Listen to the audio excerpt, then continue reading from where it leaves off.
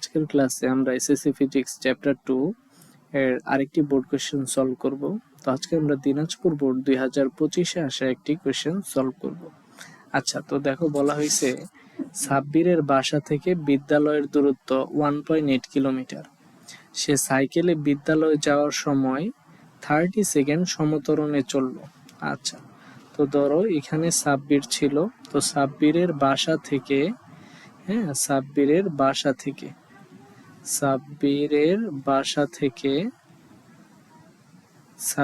বাসা থেকে তার বিদ্যালয়ের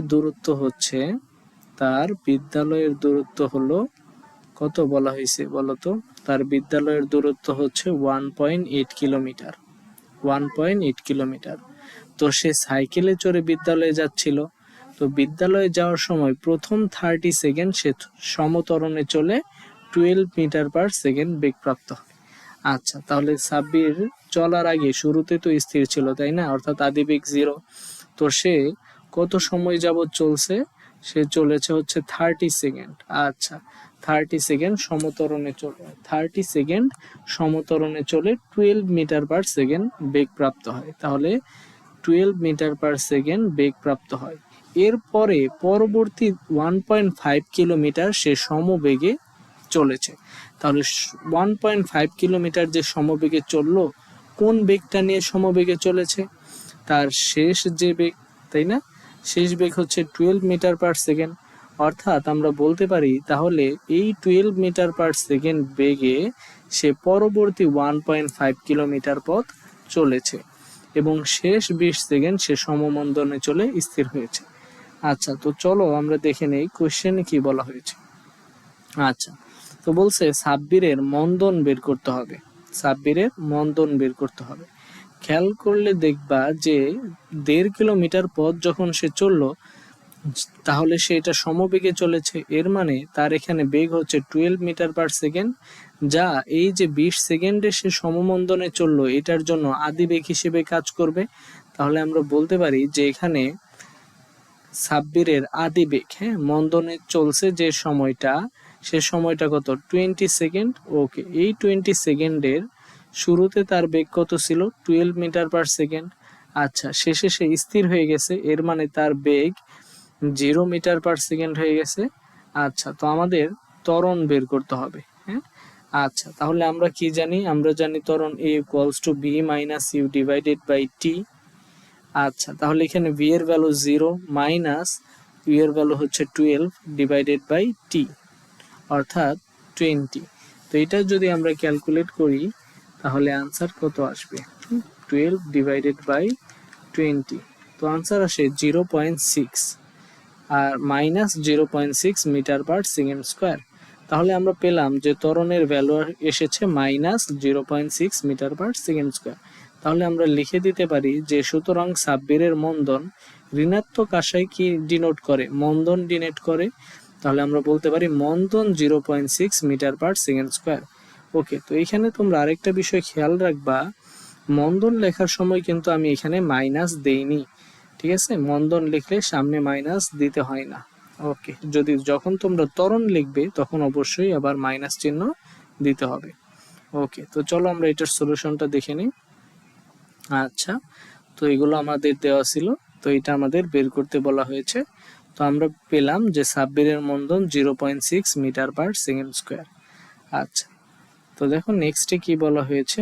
নেক্সটে বলছে যে সাব্বির বিদ্যালয়ে পৌঁছেছিল কিনা। আচ্ছা, তো দেখো সাব্বিরের বাসা থেকে বিদ্যালয়ের দূরত্ব কত? 1.8 কিলোমিটার। তো এটাকে যদি আমি এস প্রাইম দিয়ে প্রকাশ করি তাহলে এস প্রাইম = 1.8 কিলোমিটার। পরবর্তীতে 1.8 কে কি আমি মিটারে নিতে পারি না? 1000 দিয়ে যদি গুণ দেই তাহলে কি মিটারে চলে আসবে। অর্থাৎ সাব্বিরের বাসা থেকে বিদ্যালয়ের দূরত্ব হচ্ছে 1800 মিটার।